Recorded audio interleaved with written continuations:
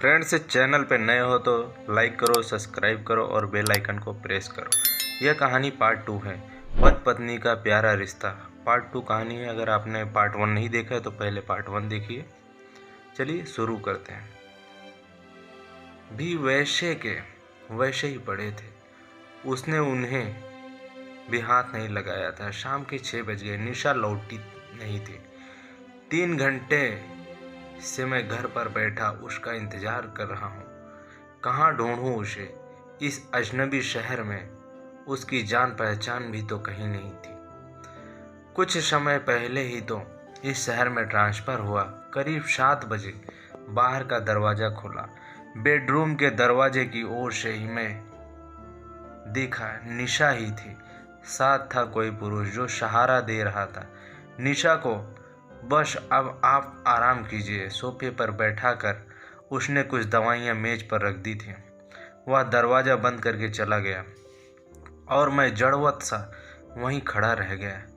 तो क्या निशा बीमार है? इतनी बीमार कि कोई पड़ोसी उसकी सहायता कर रहा है और मुझे पता तक नहीं।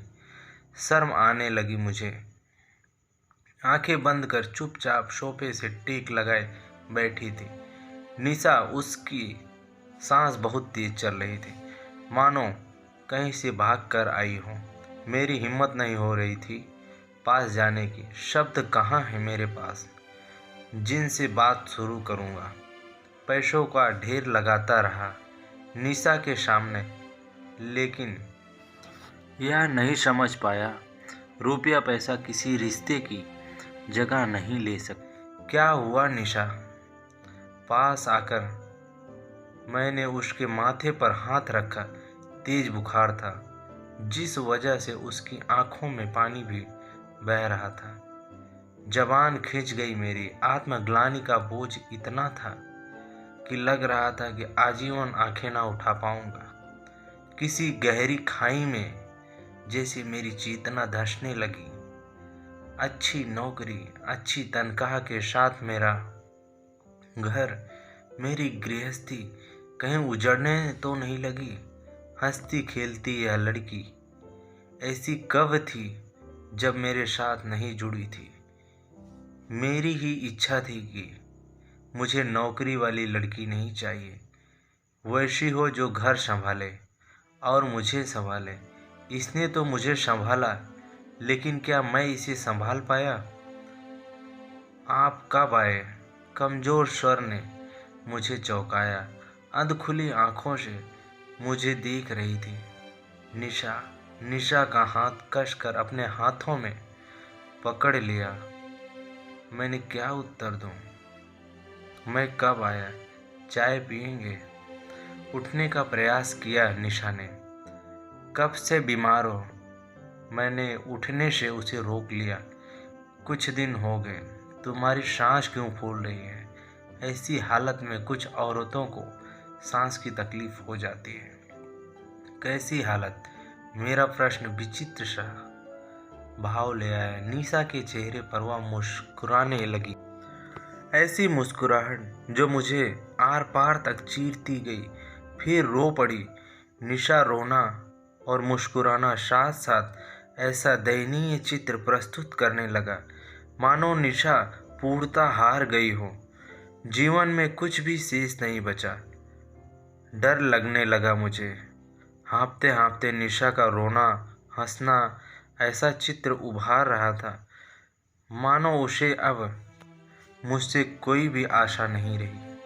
अपना हाथ खींच लिया निशा ने। तभी द्वार घंटी बजी और विषय वहीं थम गया।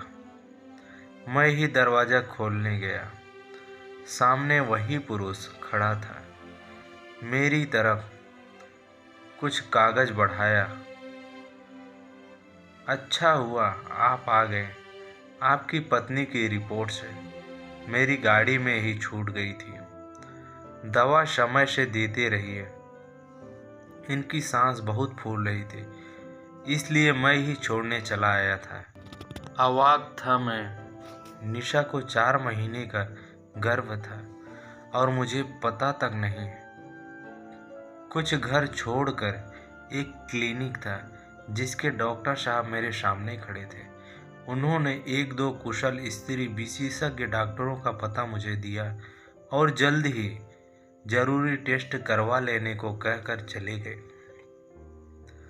जमीन निकल गई मेरे पैरों तले से। कैसा नाता है मेरा निशा से। वह कुछ सुनाना चाहती थी तो मेरे पास सुनने का समय नहीं, तो फिर शादी क्यों की मैंने, अगर पत्नी का सुख दुख भी नहीं पूछ सकता मैं। चुपचाप आकर बैठ गया निशा के पास। मैं पिता बनने जा रहा हूँ, यह सत्य अभी अभी पता चला है मुझे, और मैं खुश भी नहीं हो पा रहा।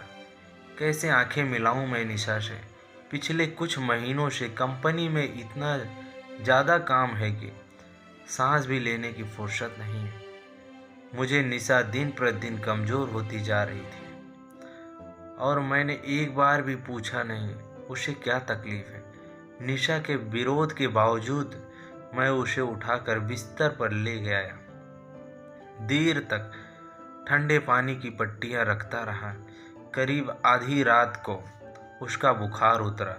दूध और डबल रोटी ही खाकर गुजारा करना पड़ा उस रात।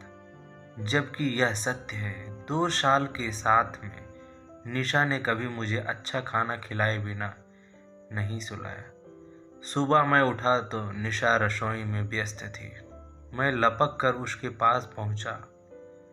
कुछ कह पाता तब तक तटस्थ सी निशा ने सामने इशारा किया। चाय ट्रे में सजी थी।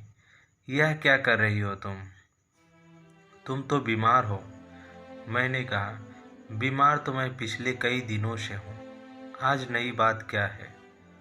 देखो निशा, तुमने एक बार भी मुझे नहीं बताया। मैंने कहा बताया था मैंने, लेकिन आपने सुना ही नहीं। सोम, आपने कहा था मुझे इस घर में रोटी कपड़ा मिलता है न, क्या कमी है जो बहाने बनाकर आपको घर पर रोकना चाहती हूँ। आप इतनी बड़ी कंपनी में काम करते हैं, क्या आपको और कोई काम नहीं है जो हर पल पत्नी के बिस्तर में घुसे रहें। क्या मुझे आपकी ज़रूरत सिर्फ बिस्तर में होती है। क्या मेरी वासना इतनी तीव्र है कि मैं चाहती हूँ आप दिन रात मेरे साथ वही सब करते रहें। निशा बोलती चली गई। काटो तो खून नहीं रहा मेरे शरीर में। आप मुझे रोटी कपड़ा देते हैं, यह सच है, लेकिन बदले में इतना बड़ा अपमान भी करें क्या जरूरी है। सोम, आप भूल गए पत्नी का भी मान सम्मान होता है। रोटी कपड़ा तो मेरे पिता के घर पर भी मिलता था। मुझे रोटी तो कमा भी सकती हूँ। क्या शादी का मतलब यह होता है कि पति पत्नी का अपमान करते रहे, कि उसको पत्नी का अपमान करने का अधिकार मिल जाता है। निशा बिफर पड़ी। याद आया, ऐसा ही हुआ था एक दिन। मैंने ऐसा ही कहा था। इतनी ओछी बात पता नहीं कैसे मेरे मुंह से निकल गई थी। सच है, उसके बाद निशा ने मुझसे कुछ भी कहना छोड़ दिया था। जिस खबर पर मुझे खुश होना चाहिए था, उसे बिना सुने ही मैं इतना सब कह दिया था जो एक पत्नी की गरिमा पर प्रहार का ही काम करता है। निशा को बाहों में लेकर मैं रो पड़ा। कितनी कमज़ोर हो। फ्रेंड्स, चैनल पे नए हैं तो लाइक करिए, सब्सक्राइब करिए, बेल आइकन प्रेस करिए।